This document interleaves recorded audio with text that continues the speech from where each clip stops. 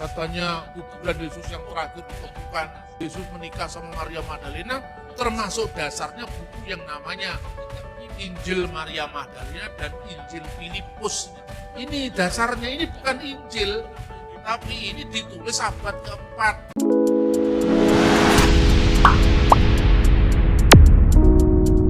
Bapak Ibu, saudara-saudara, pada seminar kali ini kita akan membahas mengenai Injil-Injil yang lain. Yang lain di sini maksudnya adalah Injil-Injil yang sebetulnya bukan Injil. Karena apa? Karena buku ini ditulis jauh setelah abad pertama Masehi. Jadi dalam catatan sejarah, buku-buku apokrifa yang dikenal dengan pseudo gospel, Injil-Injil palsu, itu ditulis paling awal. Sebetulnya bukan Injil. Awal abad ketiga Masehi, jadi jauh setelah peristiwanya. Nah, itulah yang kemudian menjadi bahan yang cukup dihebohkan di dunia polemik lintas agama. Dan sebenarnya kebanyakan tulisan-tulisan polemik itu hanya meraup keuntungan dari sensasi yang diciptakan. Misalnya, sebelum saya masuk dalam materi ya, misalnya, seolah-olah gereja itu sengaja menolak sumber-sumber lain tentang Yesus karena itu bertentangan dengan ajaran gereja. Secara khusus yang dituduhkan itu adalah tentang ketuhanan Yesus Kristus misalnya. Karena itu kenapa Injil Thomas, Injil Maria Magdalena, Injil Yudas, kisah Yohanes, itu ditolak oleh gereja. Bahkan ada yang membuat sensasi yang mengatakan bahwa gereja menyembunyikan kebenaran. Dan biasanya yang dituduh itu dalangnya adalah Vatikan atau Roma misalnya. Ada lagi yang mengatakan secara khusus itu pada abad 16 mulai muncul buku yang berjudul Injil Barnabas. Injil ini ditolak sengaja oleh gereja karena di dalamnya memuat nubuat tentang kenabian Muhammad misalnya. Nah, di sini kemudian orang Kristen biasanya yang awam terhadap sejarah gereja, secara khusus adalah gereja mula-mula, kemudian menjadi bingung. Saya berikan banyak referensi tentang masalah ini secara khusus. Ini menjadi bahan pergumulan saya jauh sebelum saya terlibat dalam diskusi-diskusi, seminar-seminar lintas agama. Buku yang pertama saya tulis itu adalah Talaah Kritis Injil Barnabas. Itu saya tulis ketika saya masih mahasiswa.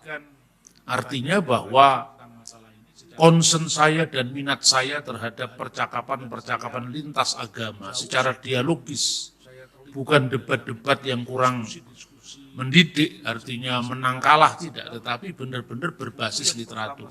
Misalnya, ketika kita dituduh gereja telah menyembunyikan Injil-Injil yang dianggap merugikan ajaran pokok gereja tentang Tritunggal, tentang keilahian Yesus.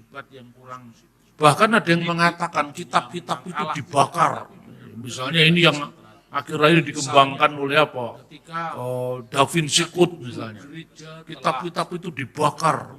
Bahkan Konstantin yang menentukan, maksudnya Kaisar Konstantin, yang menentukan mana yang masuk kanon atau mana yang tidak.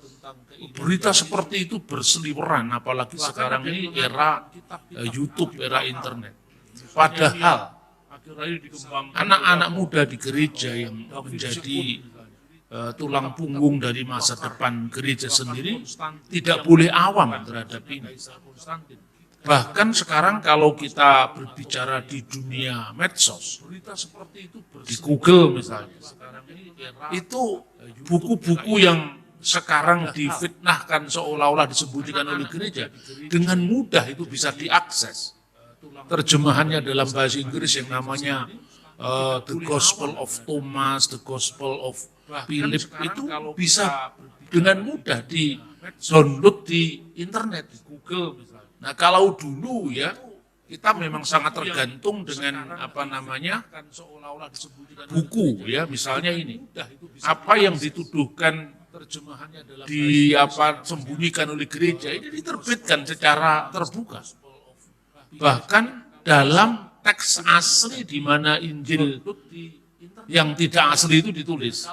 Teks asli maksudnya teks mula-mula, misalnya ini Injil Philip, The Gospel of Philip dan The Gospel of Maria Magdalena misalnya, yang menceritakan Yesus berciuman dengan Maria. Itu kurang ajar sekali, itu banyak sekali buku-buku seperti itu. Itu beredar, dan ini misalnya sudah bisa melihat tertulis dalam bahasa aslinya yaitu bahasa Koptik dan terjemahan dalam bahasa Inggris.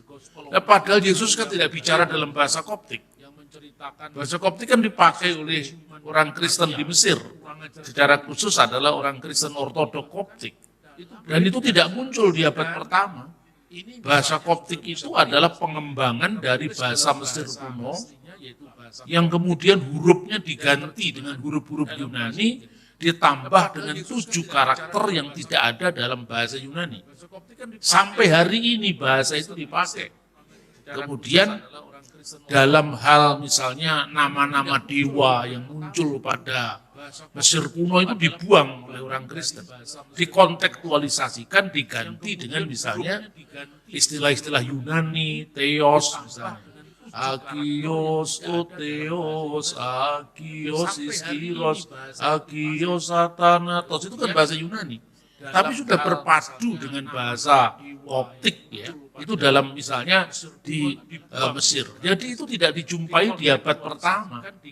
Nah kemudian pada tahun 1945 itu ditemukan naskah-naskah Injil yang ditulis oleh kaum Gnostik. Jadi ini bukan Injil Kristen ini. Injil yang ditulis oleh kaum Gnostik di Mesir, yaitu di Nag Hammadi. Itu pun juga diterbitkan. Misalnya ini. Ini diterbitkan dalam terjemahan bahasa Arab. Ini salah satu dari jilid yang berjilid-jilid buku ini diterbitkan sampai sekarang tidak pernah disembunyikan oleh gereja. Juga selain buku-buku yang disebut buku Gnostik ya. Selain buku-buku Gnostik itu beredar juga kisah-kisah yang lebih berfungsi sebagai menutup kekosongan. Misalnya contohnya, Yesus itu kan di dalam Alkitab ditulis berkarya, misalnya pada kelahirannya ditulis. Tetapi Yesus yang lahir pada tanggal 25 bulan Kislev, itu tahun Ibrani, tahun Yahudi, yang kemudian nanti dikonfirmasikan atau diparalelkan dengan kalender Julian. Kalender Julian itu tanggal 25 Desember. Nah sekarang kalender Julian jatuhnya tanggal 7 Januari. Aslinya dulu tertulis 25 Desember, oleh karena apa? Ini pun juga awam di kalangan kita. Sehingga orang mengembangkan 25 Desember adalah hari kelahiran Dewa Matahari misalnya. Dan orang percaya saja walaupun nggak tahu dokumennya.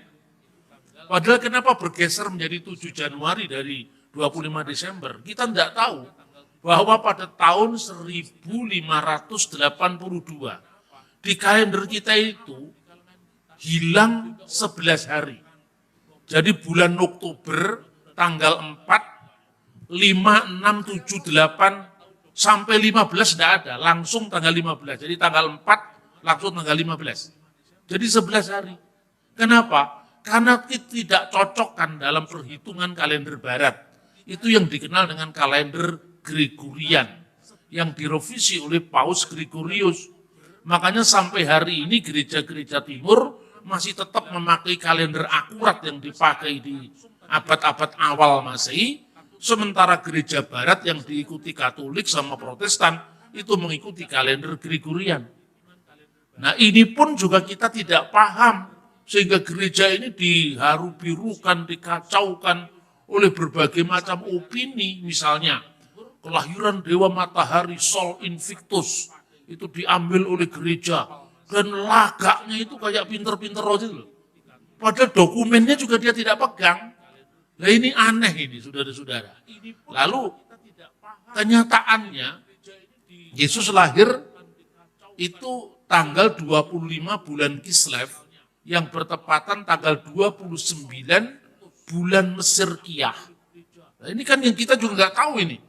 Bahwa gereja purba itu memiliki kalender bulan yang diikuti dari Yahudi, kalender matahari, kalender Samsiah, yaitu kalender yang sekarang ada Gregorian, ada Julian, dan ada kalender Koptik. Ini menyebar karena gereja itu kan bukan hanya gereja Roma, hanya yang wilayah barat saja ada satu gereja, namanya gereja Roma. Tetapi ada gereja Antioquia yang disebutkan dalam Kisah Rasul pasal 11 ayat 26, kemudian gereja Konstantinopel atau gereja Ortodok Yunani, kemudian gereja Alexandria, yaitu gereja Ortodok Koptik, sementara gereja yang di Antioquia tadi menjadi gereja Syriak Ortodok dan seterusnya. Nanti berkembang menjadi Russian Ortodok, Ethiopian Ortodok, Martoma dan sebagainya. Baru cabang yang dari barat itulah yang menjadi Protestan, kemudian beranak lagi dengan gereja-gereja modern. Karena konsentrasi kita hanya ada di gereja barat, maka yang timur ini sama sekali nggak disentuh. Akhirnya kalendernya kacau balau, kita nggak ngerti. Dituduh-tuduh Dewa Matahari, kita yes saja. Bahkan gereja modern sekarang sudah tidak mau Natalan. Kan jadi macam-macam dampaknya. Kenapa macam-macam? Karena kita melupakan sejarah kita. Makanya dulu Bung Karno mengatakan jas merah, jangan sekali-kali melupakan sejarah. Nah padahal kalau dilihat dari kronologi Alkitab itu clear sekali. Kenapa Yesus lahirnya 25 Desember menurut kalender matahari. Tapi ya tahun kita kok 1 Januari kenapa?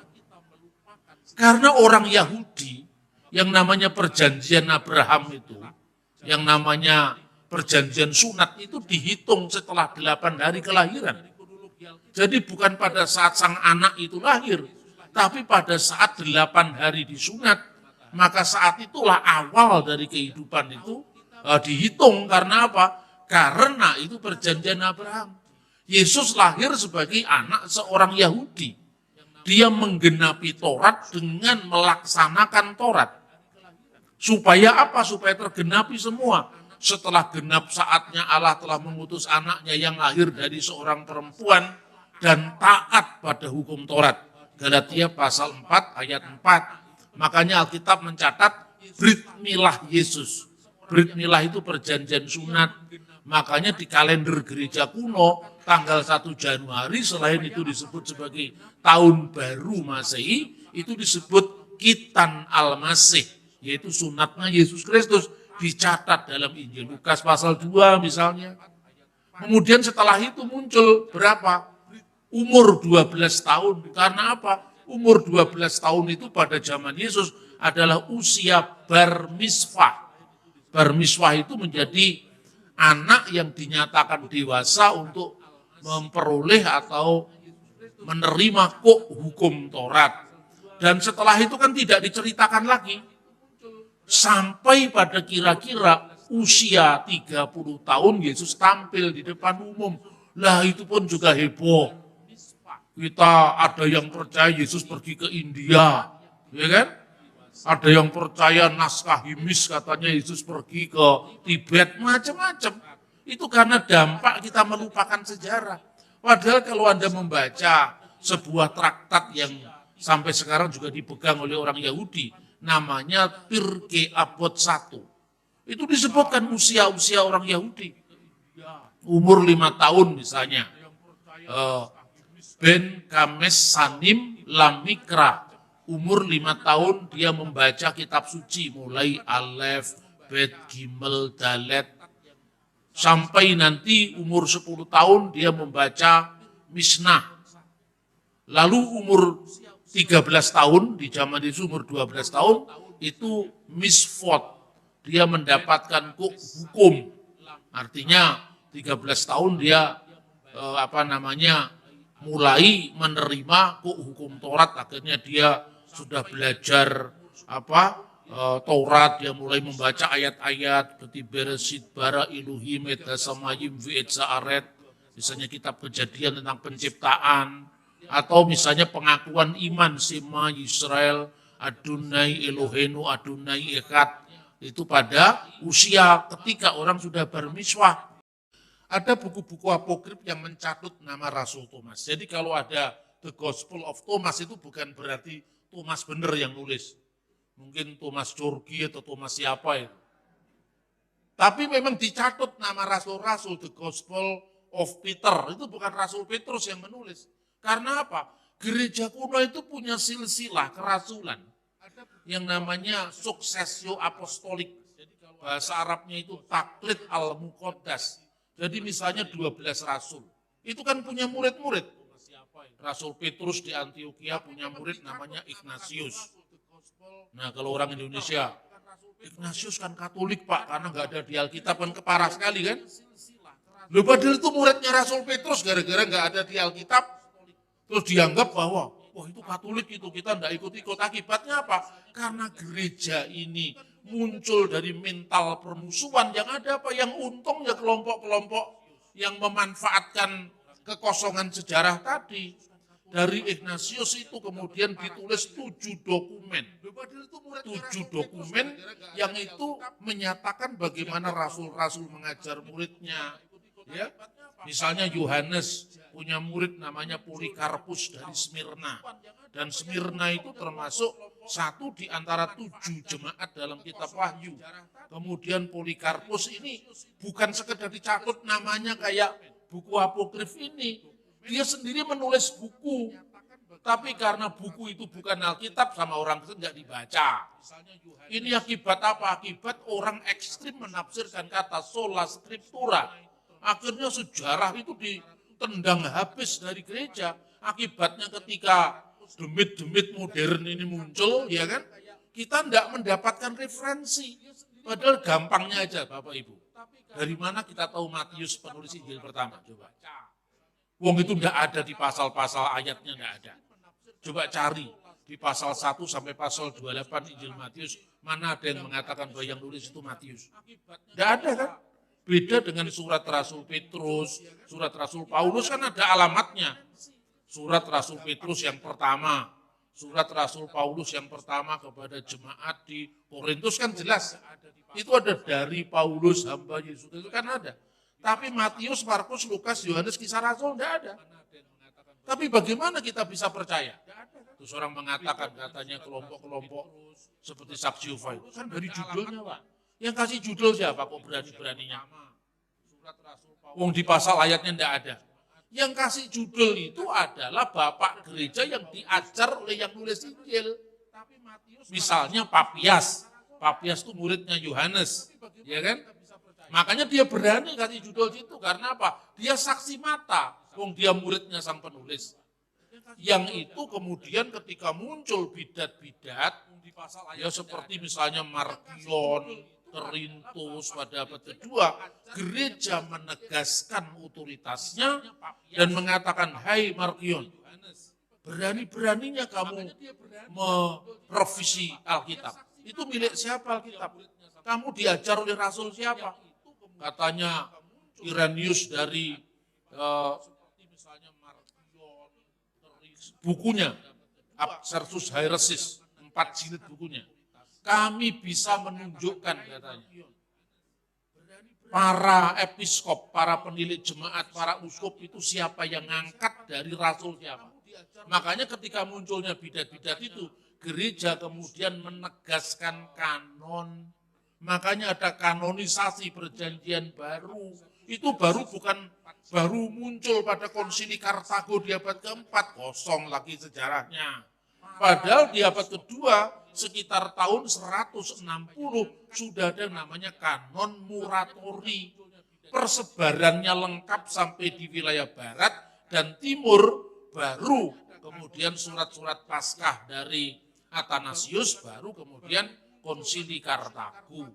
Tapi sejak tahun 160-an itu sudah ada. Karena apa? Menghadapi bidat Marcion yang mengubrak-abrik Alkitab gitu loh. Dari sinilah sejarah itu bisa runut kita sampaikan. Kemudian Thomas itu dicatat namanya. Maka muncul yang namanya Injil kanak-kanak Yesus dari Thomas. Lalu kisah Rasul Thomas itu ditulis abad keempat Masehi. Kemudian ditemukannya penemuan Nag Hammadi sekitar tahun 1945 di Mesir, baru koleksinya lengkap nanti. Injil-injil palsu itu. Pada tahun 233 Hippolytus. Siapakah Hippolytus? Hippolytus itu muridnya Irenaeus. Ya, Irenaeus itu siapa? Muridnya Polikarpus. Polikarpus itu siapa? Muridnya Yohanes. Yohanes itu siapa? Bukan Yohanes Haryono. Yohanes itu muridnya Yesus Kristus. Kan jelas sekali silsilahnya itu loh. Ya, silsilahnya jelas. Jadi bukan sekedar kalau di orang modern kan siapa Hippolytus, siapa Irenaeus, itu enggak ada di Alkitab. Akibatnya ya banyak demit-demit muncul tadi. Terus gereja tidak bisa menjawab karena apa?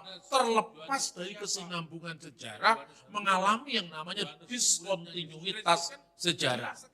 Maka kita bisa melihat Hippolytus misalnya, dia mengatakan, jangan seorang pun membaca Injil Thomas, karena buku ini bukan karya seorang dari 12 Rasul Kristus, tapi karangan ketiga dari murid Mani yang sesat.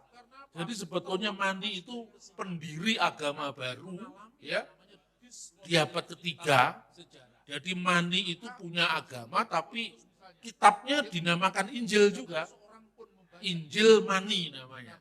Jadi Evangelion de Mani. Mani itu anaknya seorang Zoroaster, agama Persia kuno, umur 12 tahun katanya mendapatkan petunjuk dari dewa, dari yang ilahi, bahwa dia akan diangkat jadi nabi.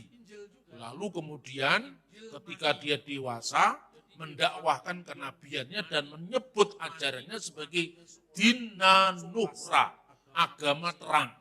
Nah, Mani ini mengatakan bahwa dia adalah Kutmata Desrihe, penutup nabi-nabi. Dia juga mengaku diri sebagai Kutmata Denebie, penutup rasul-rasul, Kutmata Desrihe, dan penutup nabi-nabi, Kutmata Denebie. Dia merupakan penyimpul dari ajaran Adam sampai kepada Yesus yang disebutkan Iso atau Isa. Itu kira-kira ditulis pada abad keempat. Ada 3 Isa yang namanya Isa Patibilis, Isa Mesiha. Itu ajaran dia. Kemudian dia mengatakan bahwa sayalah Parakletos yang dijanjikan Yesus. Parakletos itu sang penghibur, sang penolong yang dijanjikan Yesus dalam Injil Yohanes pasal 14 ayat 26. Jadi katanya dia Injil Thomas itu sangat bercorak Manikian. Makanya itu jangan dibaca. Yang ngomong begini ini Bapak gereja yang diajari langsung oleh murid dari muridnya Rasul. Nah, begitulah pembuktian gereja kuno, saudara-saudara. Lalu naskah Injil Thomas sekarang disimpan di mana? Di Museum Koptik Kairo, Mesir. Dikoleksi sebagai salah satu sumber dari studi heresiologi, studi tentang ilmu bidat-bidat. Nah, saudara pergi ke Mesir, di Kairo lama ada Museum Koptik. Loh, yang punya naskah saja tidak pernah heboh. Oh, yang heboh National Geographic. Yang punya naskah itu kan gereja Koptik. Gereja Koptik yang nyimpen naskahnya, termasuk yang namanya Injil Thomas itu disimpan di Kairo. Yang punya naskahnya tidak heboh. Kenapa yang heboh film Hollywood? Dia tuh dijadikan itu The Last Tomb of Jesus Christ. Katanya kuburan Yesus yang terakhir ditemukan. Macam-macam Yesus menikah sama Maria Magdalena, termasuk dasarnya buku yang namanya Injil Maria Magdalena dan Injil Filipus ini. Ini dasarnya, ini bukan Injil, tapi ini ditulis abad keempat. Jadi ada 2 ini, dua klasifikasi tentang naskah-naskah itu ya. Yang pertama ini 13 godek yang dari 52 buku ajaran gnostik. Saya kasih judul siapa takut. Sekarang bukunya aja bisa dibaca kok. Tidak ada yang membakar. Yang dibakar tuh jagung, ayam bakar itu tidak ada orang bakar Alkitab itu tidak ada kok, GR sekali. Ini buktinya ya. Semua dikoleksi dari misalnya kodek pertama ya, misalnya namanya Doa Rasul Petrus, Apokrifon Yakobus, Traktat Kebangkitan, lalu kodek kedua termasuk Injil Thomas, Injil Filipus. Nah ketika saya ngomong Injil Filipus, Injil Thomas, saya punya naskahnya langsung. Tidak sekedar googling saja, membaca dari Google yang belum tentu benar kan, kalau cross check. Misalnya kita bicara tentang Injil Thomas, ini saya punya naskahnya di sini. Ini ada berjilid-jilid buku seperti ini. Kenapa kok ditulis bahasa Arab, Pak? Karena saya belinya di Mesir. Ya. Gereja di Mesir kan bahasanya bahasa Arab kan. Jadi itu situ pertimbangan pertama, pertimbangan kedua, karena lebih murah dari yang bahasa Inggris. Ini murah sekali di Mesir itu harganya paling-paling ya tidak sampai 7 pon waktu itu ya. 7 pon itu sekarang kalau sekarang ya kita 15.000 lah. Waktu saya beli ini. Jadi kan murah sekali bukunya. Tapi pesawatnya ke Kairo enggak murah ini kan. Jadi jangan GR karena Arab kemudian ini meniru-niru Islam. Loh, Islam baru muncul abad ke-7. Ini gereja abad pertama, gitu. Gereja Koptik itu, ya semua gereja-gereja kuno itu kan dari abad pertama. Gereja-gereja ortodoks itu abad pertama. Nah, kemudian dalam perkembangan sejarah dari bahasa Koptik mulai dipakai bahasa Arab. Nah, pemakaian bahasa Arab itu juga sudah terjadi misalnya di Syria sebelum ajaran Islam muncul. Kalau nggak percaya coba lihat, jangan membaca buku Kristen, baca buku Islam saja. Misalnya bukunya Pak Qures Shihab misalnya, Mujizat Al-Quran. Terus di dalam buku itu ada prasasti-prasasti Arab sebelum zaman Islam. Prasasti itu ada tanda salibnya, coba cari bukunya. Atau beli bukunya Kamil Al-Baba, Islamic Calligraphy misalnya. Itu ada pemakaian huruf-huruf Arab itu sudah ada di gereja sebelum zaman Islam. Misalnya prasasti Umul Jimal pertengahan abad ke-6. Itu diawali dari kata-kata Allahu ghafara li ulai. Katib Ubaidah. Jadi Allah menguasai, Allah mengampuni keluarga Ulai. Di situ ditulis di gereja. Lalu kemudian prasasti Jabat itu tahun 512. Sedangkan Nabi Muhammad itu lahir tahun 571. Sudah ada prasasti Arab, ada tanda salibnya di situ dalam bahasa Arab dan bahasa Yunani. Ya, Bismillah manaf wahani barmar al-qois. Bunyinya begitu. Bismillah itu demi nama al-ilah, demi nama Allah, demi nama Tuhan. Lalu manaf wahani. Pak Hani ada di sini. Itu nama Arab Manaf dan Hani, Bar, anak, Mar al-Qois. Di sini kata Arabnya pun belum bin, Bar. Bar itu bahasa Aram. Misalnya Barnaba, Bartolomai menjadi Bartolomeus. Lain dengan bahasa Jawa, Baradus, Barudan, beda itu. Jadi semua itu kalau bicara mesti ada referensinya. Jangan sekedar katanya atau dia ngambil dari internet nggak tahu sumbernya dari mana. Gitu loh saudara-saudara. Nah ini semua bisa di cross check sekarang ya. Ada wahyu gnostik tentang Petrus. Nah pertanyaannya sekarang, apakah ciri-ciri dari tulisan gnostik? Gnostik itu sih apa artinya? Gnostik itu artinya ngelmu.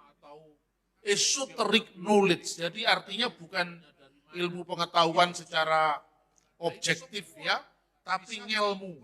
Ngelmu itu artinya orangel yang wis ketemu, itu bahasa Jawa. Ngelmu itu ya ngelmu rahasia itu. Jadi memang tidak bisa di cross check. Nah, orang-orang gnostik ini latar belakangnya apa? Ya, latar belakangnya orang gnostik ini. Nah, ini sebetulnya sudah ada dalam Alkitab, kaum Gnostik ini. Ini misalnya kita membaca dari 1 Yohanes pasal 2 ayat 18. Hai anak-anakku, ini saya ambil dari terjemahan bahasa Arab ya. Ayyuhal auladu i'lamu annana na'isu al'an fi jamanil akhir. Wa kama sami'tum anahu sawfa yati akhiran masihud dajjalun. Hai anak-anakku, zaman ini adalah zaman akhir dan seperti yang telah kamu dengar seorang Al-Masih Dajjal. Antikristus akan datang dan sekarang ini telah banyak bangkit antikristus. Itulah tandanya bahwa zaman ini benar-benar adalah zaman yang terakhir. Jadi kata Dajjal, saudara, itu bukan bahasa Arab asli. Itu kata diambil dari bahasa Aramaik. Mesih Kadagala. Mesih Kadagala itu maknanya dua. Dalam Injil Matius kata Aram, bahasa Aram bukan Arab ya, Aramaik, itu bahasanya Yesus. Diterjemahkan dalam bahasa Yunani, Pseudo Kristo. Kristus palsu. Jadi Dagala itu artinya palsu maupun pelawan. Sementara dalam 1 Yohanes diartikan dengan anti-Kristus. Jadi yang melawan Kristus. Dalam Injil Matius, Kristus tiruan. Nah itulah maka muncul kata Mesih Kadagala. Ini saya tidak ada urusannya dengan hadis Nabi Muhammad, gak ada. Ini saya bicara Alkitab ini. Dan Alkitab bahasa Arab juga menerjemahkan kata Dajjal dari bahasa Aramaik Dagala. Makanya misalnya di dalam 1 Yohanes pasal 2 ayat 22. Manu Dagala. Siapakah Dajjal itu? Siapakah pendusta itu? Ila in eina dekaparti Yesua lahua Mesiha hanahu Mesiha Dagala. Itu bahasa Aramaik. Siapakah pendusta itu? Bukankah dia yang menyangkal Yesus sebagai Kristus? Dia yang menyangkal Bapa maupun menyangkal anak maksudnya. Lalu di akhir kalimat itu dikatakan itulah antikristus. Hanahu Mesiha Dagala. Nah kata Mesiha Dagala kemudian menjadi bahasa Arab Dajjal. Makanya orang Kristen itu harus punya kemandirian referensi, kemandirian teologis. Karena apa? Sekarang orang lihat ada gambar piramid ditulis mata satu kita heboh. Katanya wah ini antikristus sudah hadir, uang dolar diutak-atik. Ya kan? Padahal sebetulnya konteksnya segitiga itu adalah gerakan yang disebut gerakan semacam teosofi kalau di Indonesia. Dulu pusatnya salah satunya di Solo itu ada Loji. Dulu itu ketua BPUPKI, Badan Persiapan Usaha Kemerdekaan Indonesia, itu salah satu ketua dan tokoh teosofi Indonesia, namanya Dr. Rajiman Widyodiningrat.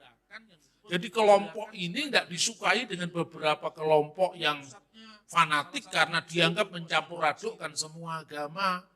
Tapi sekalipun kita tidak setuju dengan pencampur adukan semua agama, tapi dari kelompok ini lahirlah kaum nasionalis yang kebanyakan bisa menyimpulkan bahwa Indonesia tidak boleh dibangun berdasarkan agama tertentu. Kalau orang agama tidak suka dengan gerakan ini, tunjukkan dirimu lebih nasionalis daripada mereka yang dianggap tidak punya agama atau mencampurkan agama. Ini fair, saudara-saudara. Padahal, kenapa disebut mata satu itu? Itu bukan mata Dajjal. Lah kalau Dajjal mata satu kan itu versi Islam itu kan. Padahal kalau Anda tanya orang Jawa mata satu itu positif maknanya. Mata satu itu kalau orang ngincer burung itu titis banget kan gini kan. Nah makanya kalau di dalam sastra Jawa misalnya beberapa serat itu dituliskan lamun jalmo jawi moto siji ahli budi weruh critani ro Jadi kalau orang Jalmo Jawi moto siji itu sudah madep mantep kepada Gusti Kang Akarya Jagat, orang noleh tengen, orang noleh ngiwo. Satu komando itu. Jadi bukan mata Dajjal. Dajjal pun bukan Dajjal versi Alkitab, tapi versi Islam. Itu jadi setiap agama itu kan memiliki tafsir atas kitabnya masing-masing. Kita tidak usah mengintervensi kitabnya orang. Maka ketika saya bicara tentang Dajjal, ya Dajjal Alkitab, bukan Dajjalnya agama lain. Nah, saudara-saudara, ciri Dajjal apa? Ini Dajjal Alkitab loh. Saya tidak ada urusannya dengan agama lain. Karena kata Dajjal itu sudah muncul sebelum zaman Islam. Ya, cirinya ini. Demikianlah kita mengenal roh Allah, yaitu setiap roh yang mengaku bahwa Yesus telah datang sebagai manusia, dia berasal dari Allah. Roh yang berasal dari Allah itu kul ruha demautian di Yesua Mesiha atau bibasar min Allahi. Setiap roh ya yang mengaku Yesus telah datang sebagai manusia, dia berasal dari Allah. Sebaliknya, Bikul ruha di lamautia di Yesua ita bibasar laitih min alaha ila hada min mesiha hidagala. Tapi setiap roh yang tidak mengaku Yesus telah datang sebagai manusia, tidak berasal dari Allah, roh itu adalah Al-Masih Dajjal. Nah, jadi cirinya Dajjal apa? Tidak mengaku Yesus sebagai pernah jadi manusia. Inilah yang menjadi titik tolak dari ajaran Gnostik tadi. Jadi Yesus itu tampaknya saja jadi manusia.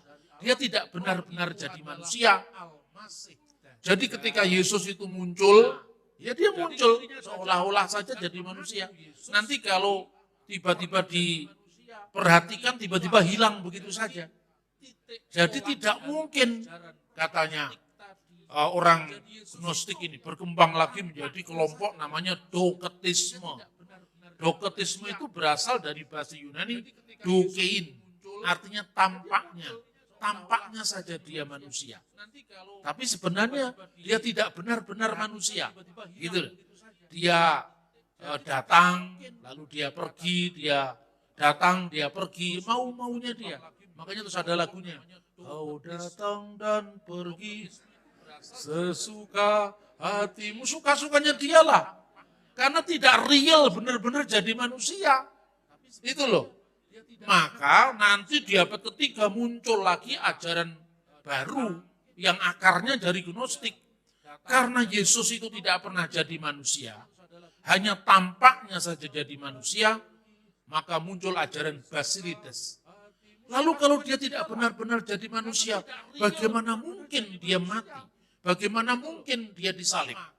Makanya kemudian abad ketiga muncul ajaran Basilides yang disalib itu bukan Yesus, tetapi orang lain yang diserupakan dengan Yesus, yaitu Simon Kirene. Ini dari abad ketiga, semua akarnya dari ajaran Gnostik. Nah, dari ajaran Gnostik itu, saudara-saudara, kita bisa melihat, ya, misalnya bagaimana Gnostik awal ini dihantam oleh Rasul Yohanes, ketika Rasulnya berkata, inilah dia yang datang dengan air dan darah, yaitu Yesus Kristus. Bukan saja dengan air, tapi dengan air dan dengan darah, dan rohlah yang memberi kesaksian. Karena roh adalah kebenaran, sebab ada 3 yang memberi kesaksian. Di dalam surga, Bapa, Firman, dan Roh Kudus, dan ketiganya adalah satu. Dan ada 3 yang memberi kesaksian di bumi, roh, air, dan darah, dan ketiganya adalah satu. Apa artinya datang dengan air? Itu baptisan. Jadi Yesus firman Allah yang benar-benar menjadi daging, dibaptis oleh Yohanes Pembaptis. Jadi real, jadi manusia. Keho logos sax egeneto.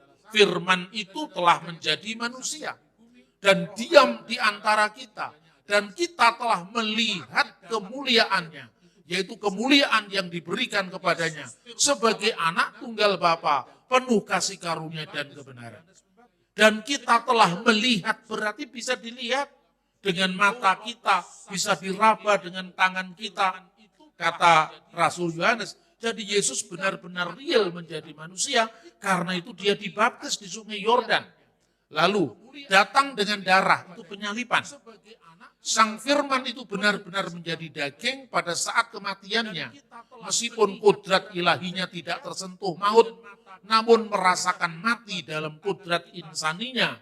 Makanya tidak usah tanya, Yesus itu Tuhan kok mati? Siapa yang mengatakan Tuhan mati? Dia yang dibunuh dalam keadaannya sebagai manusia. 1 Petrus pasal 3 ayat 15. Memang kalau bicara tentang kebenaran Alkitab itu ya, gampang-gampang sulit. Artinya kalau kita menyerahkan diri kita dibimbing oleh Roh Kudus, itu akan menjadi mudah. Tapi kalau kita ngeyel sendiri mesti sulit itu. Benar apa tidak?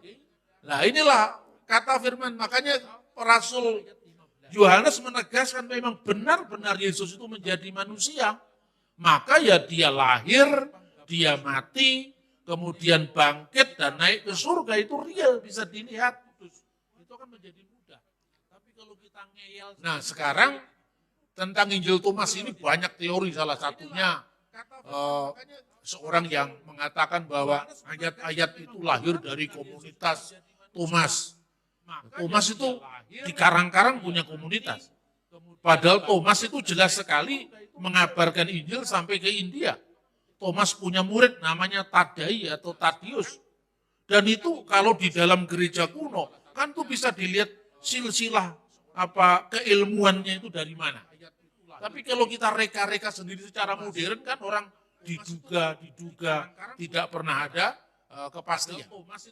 Jadi mengabarkan Injil sampai ke India. Nah ini, karena saudara-saudara, karena buku-buku Gnostik itu cirinya adalah ngelmu tadi, esoteric knowledge tadi, maka apa yang ditekankan di sana? Tradisi mistik yang ditekankan.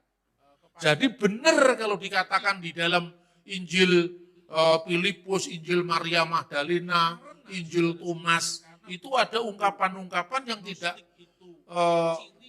dipahami secara bahasa Alkitab, tapi memang itu adalah bahasa mistik, ya, bahasa yang memang spekulatif. Misalnya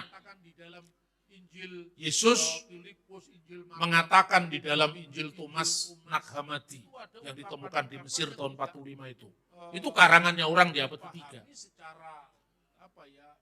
Dia mengatakan begini, bahwa usirlah perempuan itu dari hadapanku. Mengapa wahai guru? Karena perempuan itu tidak layak menerima kehidupan yang kekal. Lalu Petrus mengatakan, bagaimana supaya dia memperoleh hidup yang kekal? Suruh dia jadi laki-laki. Dia mengatakan begini.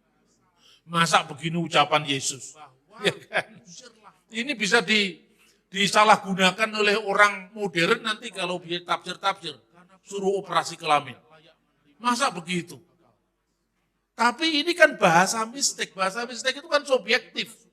Kayak ungkapan Sasiti Jenar misalnya, itu kan subjektif. Jadi tidak bisa dipahami menurut bahasa sehari-hari yang memang maknanya real. Ini enggak real. Tapi sama-sama naskah gnostiknya mengatakan begini. Ini yang dipakai orang untuk dasar bahwa Yesus menikah dengan Maria Magdalena itu. Ini kalangan modern, misalnya yang digunakan oleh Dan Brown, penulis buku Da Vinci Code, ya, bahwa Yesus itu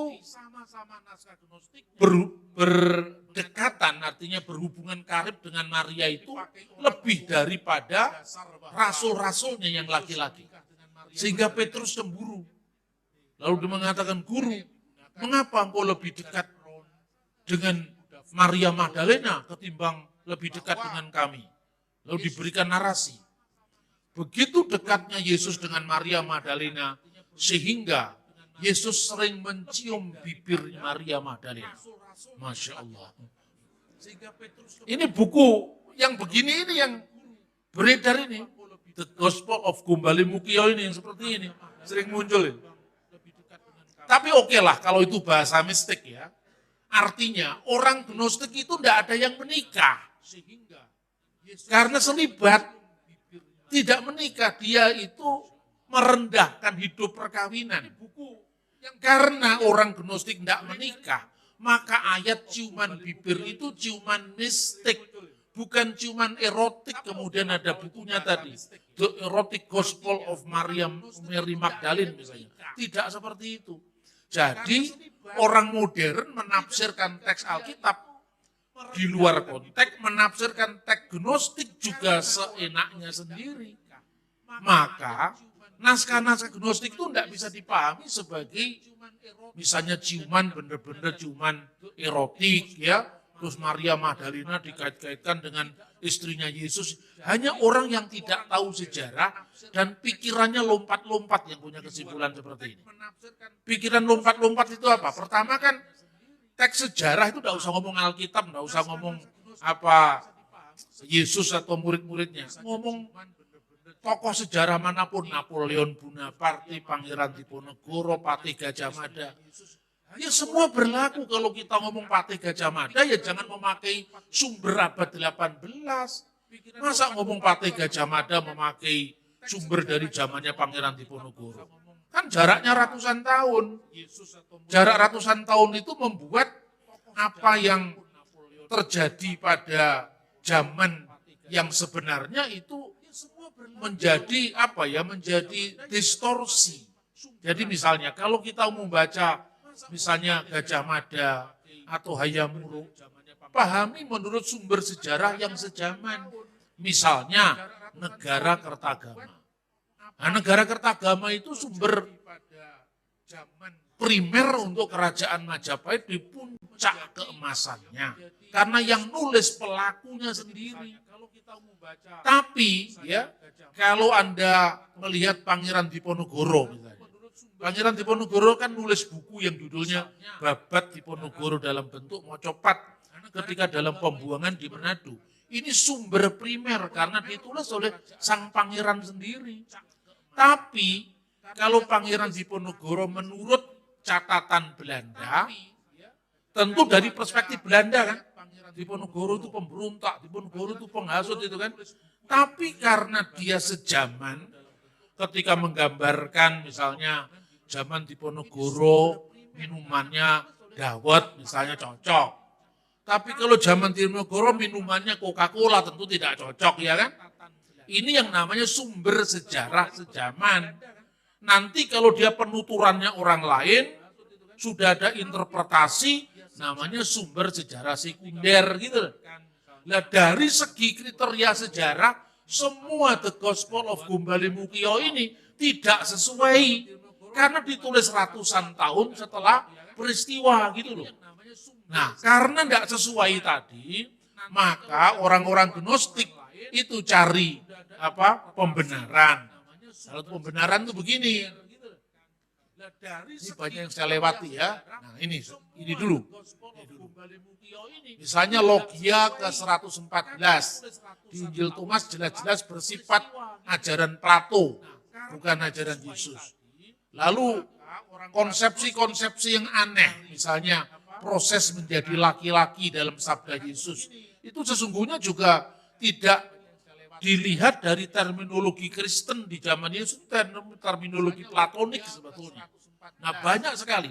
Lalu, nah pembuktian historis ini terakhir dan sangat penting sebelum kita tanya jawab ya. Saudara-saudara melihat pada abad pertama, zamannya Rasul Yohanes, ada pemimpin bidat yang namanya adalah Kerintus. Bukan Korintus, kalau Korintus nama kota ya, Kerintus.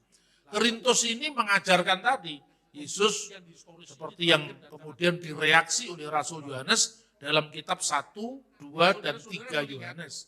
Makanya dalam Injil Yohanes juga ditekankan firman itu telah menjadi manusia. Tidak pernah dikatakan seperti manusia atau setengah manusia, tapi benar-benar menjadi manusia. Tapi dalam kudrat ilahinya sebagai firman Allah Yesus sepenuhnya Allah. Maka dikatakan pada mulanya adalah firman, en arki in hologos, ke hologos in prostontion kitios in hologos. Firman itu bersama-sama dengan Allah, dan firman itu adalah Allah. Jadi sebagai firman Yesus sepenuhnya Allah, sebagai wujud nuzulnya ketika menjadi manusia, turunnya sebagai manusia, dia benar-benar manusia, maka darah dagingnya diambil dari darah daging Bunda Maria. Makanya Yesus disebutkan dalam Injil Lukas pasal 1:42 itu adalah buah tubuhmu. Yaitu buah tubuh dari Bunda Maria, karena dia tidak lahir dari benih seorang laki-laki. Nah, kemudian kebenaran kitab suci yang seperti ini digugat oleh para bidat tadi. Setelah Korintus itu zamannya Markion. Nah, Markion itulah yang kurang ajar karena dia apa? Karena dia mau merevisi perjanjian baru. Maka perhatikan, dia menyusun kanon sendiri. Kanon Markion itu yang pertama, misalnya Injil Markion. Nah, Injil Markion itu sebetulnya Injil Lukas yang dipotong 3 pasal. Ini memang kurang ajar sekali manusia ini. Tapi karena duitnya banyak, maka dia bikin nerbitkan Alkitab sendiri. Dia pedagang kapal Markion itu. Jadi ingat loh, kalau saudara diberi berkat banyak, jangan ngarang-ngarang Alkitab sendiri. Ini contohnya abad kedua sudah ada. Zamannya Markion ini, gitu. Nah, Markion itu karena ajarannya Gnostik tadi, ajaran Gnostik itu apa? Yesus tidak benar-benar jadi manusia. Maka, ya, karena tidak benar-benar jadi manusia kan tidak mungkin ada kelahirannya. Yang lahir itu kan benar-benar manusia, karena dia tidak benar-benar manusia, dia tidak pernah lahir. Kira-kira seperti itu. Injil Matius memuat inilah silsilah Yesus Kristus anak Daud, anak Abraham. Buang ke tong sampah. Injil Markus buang. Injil Yohanes apalagi, karena Yohanes menegaskan firman telah menjadi manusia. Apalagi Yohanes itu adalah musuh bebuyutan dari kaum Gnostik. Karena rasul-rasul itu yang lain ya, Petrus meninggal tahun 64 Masehi di Roma. Kemudian Paulus tahun 67 Masehi di Roma. Markus itu meninggal di Mesir misalnya. Bartolomeus di tanah Arab misalnya. Barnabas di Siprus. Tapi Yohanes itu meninggal dalam usia tua. Dan dia tidak dibunuh sebagai seorang yang mati syahid. Rupanya Tuhan punya rencana khusus untuk Yohanes. Dikasih usia panjang untuk menghadapi kaum Gnostik tadi. Lalu setelah zamannya Yohanes, Yohanes punya murid namanya Polikarpus yang menjadi uskup Smyrna. Dia meninggalkan satu dokumen untuk kita yang ditulis dengan tangannya sendiri. Dokumen ini menggambarkan bagaimana dia mengelola jemaat di Smyrna, bagaimana Injil dikabarkan, termasuk bagaimana catatan tentang perjumpaannya dengan kaum-kaum sesat tadi. Sementara Korintus ajarnya diteruskan oleh Markion. Jadi Markion itu hidup sejaman dengan muridnya Yohanes. Itu bisa dilihat jadi kronologi sejarahnya. Suatu saat kemudian Markion itu bertemu dengan Polikarpus. Lalu ditanya, apakah Bapak masih kenal saya? Katanya Polikarpus. Tentu saja aku mengenalmu karena kamu anak sulung setan. Jadi apa yang sikapnya yang sangat frontal terhadap kaum heretik, kaum bidat itu mirip dengan Rasul Yohanes. Jadi itu memang muridnya ya. Nah kemudian dalam dokumennya itu, Markion itu kemudian mengambil hanya Injil Lukas yang dipotong pasal 1, 2, 3. Pertanyaannya kenapa dipotong? Karena Lukas juga mencatat silsilahnya Yesus dalam pasal 3. Lukas juga menceritakan kelahiran Yesus dari seorang perawan. Berita malaikat kepada Bunda Maria. Wah ini gak cocok ini. Pasal 1, 2, 3 dibuang, dimulai pasal keempat, sampai pasal 24 dan diberi judul The Gospel of Marcion, Injil menurut Markion. Lalu surat-surat Paulus yang lain diterima. Misalnya Galatia, 1-2 Korintus, 1-2 Tesalonika, Efesus, Kolose, Filemon, Filipi. Tapi yang lain-lain ditolak. Misalnya ini, Matius, Markus, Yohanes ditolak, 1-2 Timotius ditolak, Titus ditolak, Ibrani ditolak, 1-2 Petrus ditolak, 1-2 Yohanes ditolak, 1-2-3 Yohanes, Yudas dan Wahyu ditolak. Yang diterima yang ini. Lalu gereja bertindak, kitabnya diobrak-abrik kok. Bagaimana dia diam? Muncul yang namanya kanon muratori. Nih, kanon muratori ini kemudian menyusun sebagai reaksi bahwa kamu tidak boleh semena-mena dengan apa yang diwariskan kepada kami oleh para rasul. Maka muncul kanon pertama, kanon muratori.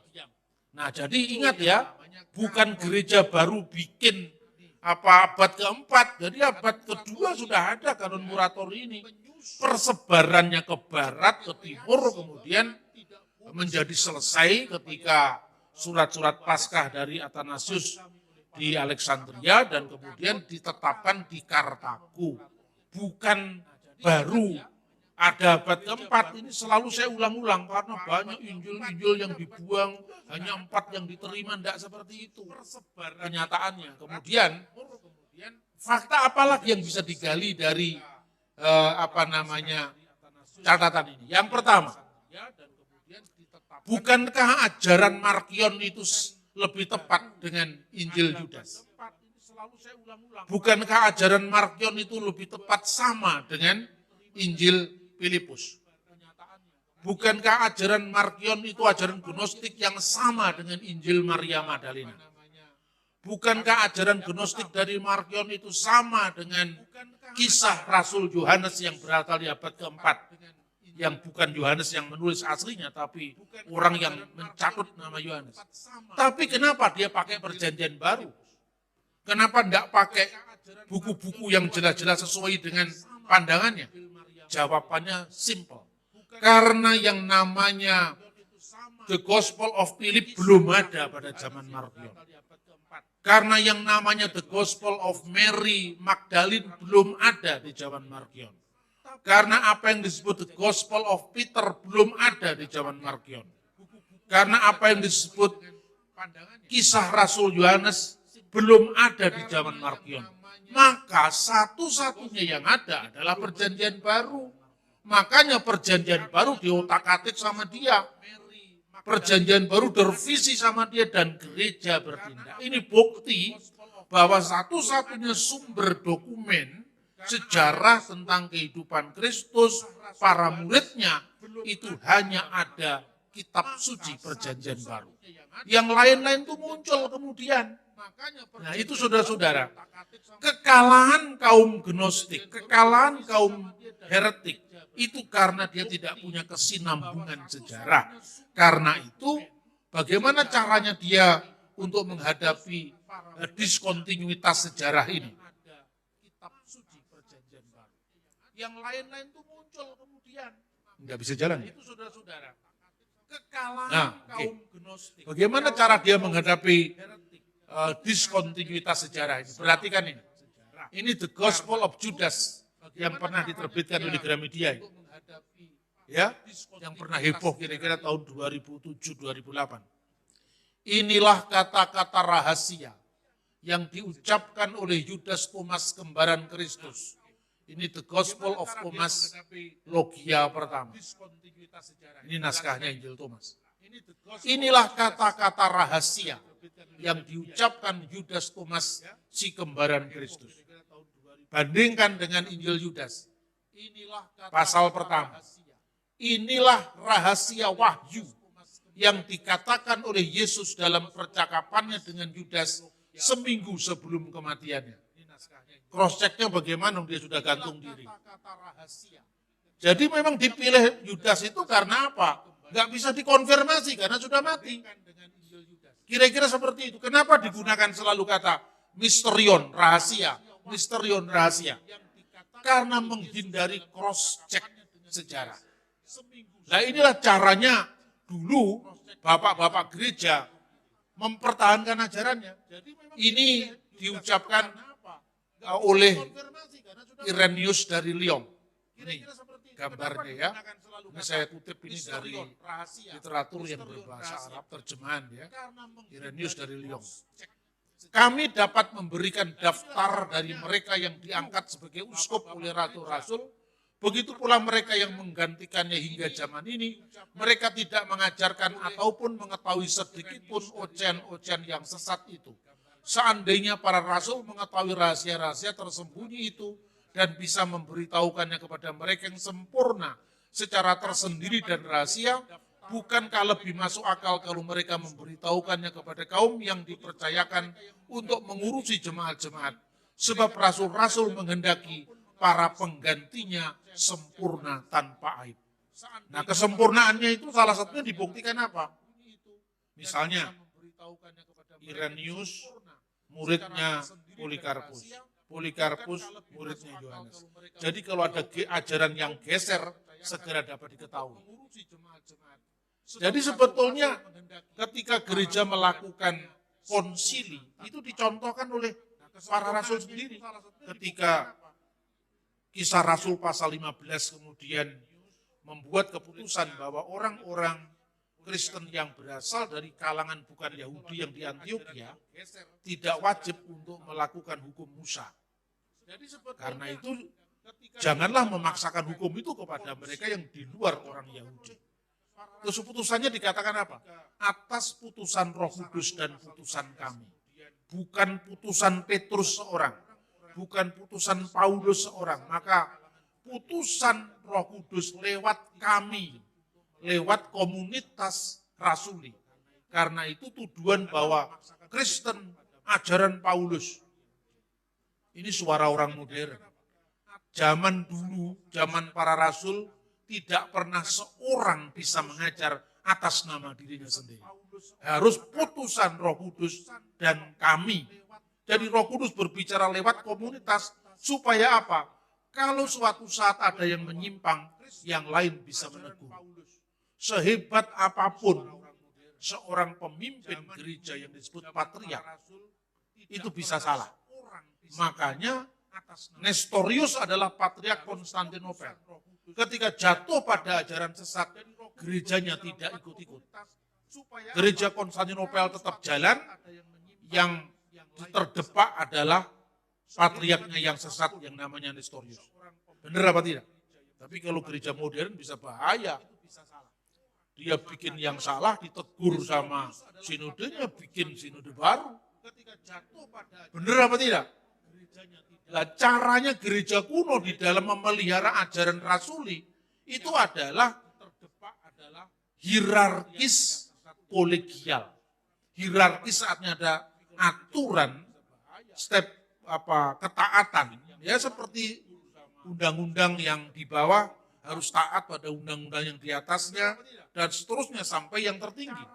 Tetapi di puncak yang tertinggi itu tidak ada pemimpin tunggal, tapi pemimpin yang sifatnya kolegial.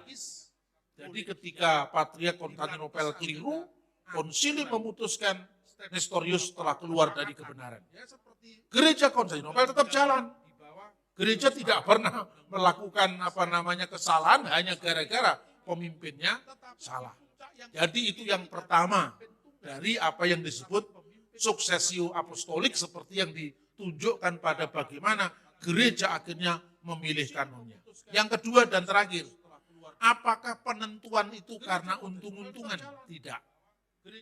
Kenapa tidak? Jadi selain tulisan-tulisan yang muncul tadi, bernuansa gnostik yang menekankan ilmu rahasia tadi supaya nggak bisa di cross check. Jadi misalnya Injil Thomas mengatakan misalnya pecahlah kayu itu, pecahkanlah kayu itu, maka aku ada di dalamnya. Pecahkanlah batu itu, aku pun hadir di dalamnya, kata Yesus. Kira-kira kalau jemaat Kristen di Yerusalem pergi ke Mesir, terus kemudian mendengar lapor kepada gurunya. Guru, saya mendengar katanya di Mesir ada ajaran dari buku yang namanya Injil Thomas. Kalau kamu memecahkan kayu, Yesus ada di dalam kayu itu. Kalau kamu memecahkan batu, Yesus pun ada dalam batu itu. Benarkah guru? Gereja tinggal cross check. Siapa yang mengajarkan? Namanya Thomas. Muridnya Thomas sudah meninggal. Murid dari muridnya Thomas masih ada misalnya. Thomas punya murid namanya Agius. Agai punya murid lagi. Dari Tadai atau Tadius punya murid namanya Agius. Tanya, benarkah gurumu mengajarkan seperti itu? Oh, dulu guru saya tidak pernah ngomong seperti itu. Tidak pernah ngomong seperti itu. Jawabannya apa? Ya memang tidak pernah ngomong. Karena ini ajaran rahasia. Gitu loh. Jadi menyelamatkan dari cross check historis itu, ini kan rahasia. Tidak diberikan pada setiap orang. Karena ilmu belum sampai. Makanya hanya diberikan pada orang-orang khusus. Gitu loh kira-kira. Jadi biasanya ajaran-ajaran sesat itu bersembunyi di balik ilham, wangsit, wahyu, pangsit mit, seperti itu kira-kira. Pangsit atau wangsit gitu. Karena supaya tidak di cross check. Beda dengan Alkitab. Alkitab bisa di cross check secara historis. Data sejarah sejaman cocok apa tidak? Jangankan baru 2000 tahun, saudara-saudara. Kores Agung yang membebaskan Israel, khususnya suku Yehuda dari pembuangan Babel, yang diceritakan dalam kitab Esra dan kitab Nehemia. Anda bisa membaca sekarang prasasti silinder Kores Agung yang diterbitkan langsung oleh si Kores sendiri. Anda bisa membaca tulisan pada zaman yang berdekatan dengan Sirus atau Kores Agung yang dalam Yesaya pasal 45 ayat 1 disebut sebagai orang yang diurapi Tuhan. Itu bisa di cross check misalnya. Muridnya Plato. Ini sampai ke dunia filsafat, dunia ilmu bisa dihubungkan dengan kitab suci. Muridnya Plato itu ada yang namanya Xenophon. Xenophon ini ketika gurunya mengajarkan Republik. Jadi bukunya Plato itu kan Republik ya. Kemudian seolah-olah itu menjadi satu-satunya yang ideal dalam kehidupan kenegaraan pada zamannya. Maka Xenophon itu melihat, oh tidak selamanya Republik itu baik. Lalu dia menulis buku judulnya Siropedia, Kehidupan Sirus Agung. Itu ditulis tahun 430 sebelum Masehi. Bukunya itu sampai sekarang masih ada. Lalu disebutkan buktinya, lihat Kores Agung itu. Dia ini adalah penegak hak-hak asasi manusia. Dia telah melawan segala bentuk eksploitasi manusia atas manusia yang lain. Dia mengajarkan kesamaan manusia di depan hukum. Itu ditekankan di sana. Maka bukan suatu kebetulan apabila Alkitab menyebutkan Kores Agung itu diurapi, Tuhan dipilih untuk membebaskan umatnya Israel dari penindasan atau perbudakan di Babel. Tetapi karena Kores Agung tidak sepenuhnya percaya kepada Allah Israel atau demi kebebasan beragama itu, dia memberi ruang seluas-luasnya kepada agama-agama, termasuk orang Israel membangun bait sucinya, diizinkan kembali ke Yerusalem. Maka di mata Tuhan, sehebat apa, sempurna apapun kelakuan atau ortopraksi dari Kores Agung, tetap ada kekurangannya. Walaupun engkau tidak mengenal aku. Ini bisa dijadikan rujukan dalam kehidupan partisipasi Kristen, dalam kehidupan politik berbangsa dan bernegara. Ya kan? Kemudian dunia modern ini, Anda kenal yang namanya Thomas Jefferson, seorang bapak negara Amerika, bapak bangsa Amerika. Di perpustakaannya ada 2 buku, ya, dari Xenophon yang isinya adalah kehidupan Kores Agung. Dan buku itu yang mengilhami berdirinya negara Amerika. Sehingga lahirlah apa yang dikenal Declaration of Independence of America. Dari sosok yang oleh Tuhan muliakan sekalipun dia bukan orang Yahudi, tetapi namanya Kores Agung. Dan menurut sejarah, Yosefus ahli sejarah Yahudi menulis Kores Agung ternyata membaca kitab Nabi Yesaya. Ini fakta-fakta yang bisa menarik untuk kita eksplorasi, untuk kita tekankan dalam partisipasi Kristen dalam kehidupan yang majemuk seperti ini, dengan tetap kita tidak kehilangan jati diri kita sebagai orang percaya. Dan karena itu, maka satu, selain isinya adalah bersifat ilmu rahasia tadi, seperti buku-buku yang The Gospel of Philip, The Gospel of Mary Magdalene, itu mengisi kekosongan. Misalnya tadi kan saya sebut di awal, antara umur 12 tahun sampai 30 tahun kan nggak diceritakan sejarahnya Yesus dalam Alkitab. Diisi kekosongan, muncul yang namanya The Gospel of Thomas. Misalnya di sini ada Injil Tuma al-Israeli. Ya, di buku ini dikatakan Yesus ketika umur 5 tahun, ya, karena memang itu tidak ada di Alkitab kan, kekosongannya diisi, dikira-kira mungkin. Wah, Yesus itu hebatnya kayak gitu, kira-kira umur 5 tahun mainannya dengan siapa ya, kira-kira gitu. Di karang-karang sendiri, umur 5 tahun Yesus itu lagi main-main di genangan air di pinggir jalan sama teman-temannya. Lalu membuat tanah liat dibentuk seperti burung. Nah kemudian Yosef atau Yusuf bapaknya ditegur sama imam-imam Yahudi. Tuh lihat anakmu itu, hari Sabat kok dia main-main di gerbang jalan, membuat sesuatu yang dilarang pada hari Sabat. Hai anakku, mengapa kau selalu menyusahkan kami? Bukankah ini adalah hari Sabat? Yesus kecil tadi mengatakan, dengan ini aku ingin menunjukkan kemuliaan Bapakku. Maka burung-burung yang dibuat dari tanah liat tadi, ditiupnya dan terbang sungguh-sungguh menjadi burung. Itu ada dalam buku yang namanya Injil Thomas. Nah, kalau itu mau dipakai orang Kristen, untung apa enggak kita? Untung karena Yesus itu luar biasa. Mujizatnya umur 5 tahun aja ada. Tapi gereja nggak pernah ngambil itu karena apa? Itu tidak bisa dibuktikan secara historis karena apa? Munculnya tulisan itu baru abad keempat. Gereja tidak untung-untungan dengan iman kebenaran dan kebenaran. Karena Alkitab tidak mencatat itu di abad yang sama. Bahkan bukan hanya umur 5 tahun, baru bayi digendong sama ibunya, Mama Maria, Yesus itu, sudah bisa ngomong. Itu di mana dicatat? Di dalam Injil Tufuliah yang ditulis pada abad ke-5 dalam bahasa Latin dan bahasa Aramaik dan diterjemahkan dalam bahasa Arab abad ke-7. Di sini juga ada Injil Tufuliah al-Arabi. Nah, di buku itu juga disebutkan tentang Yesus yang bicara pada waktu bayi. Dan dia mengatakan, ini anna Yesua kalimatullah.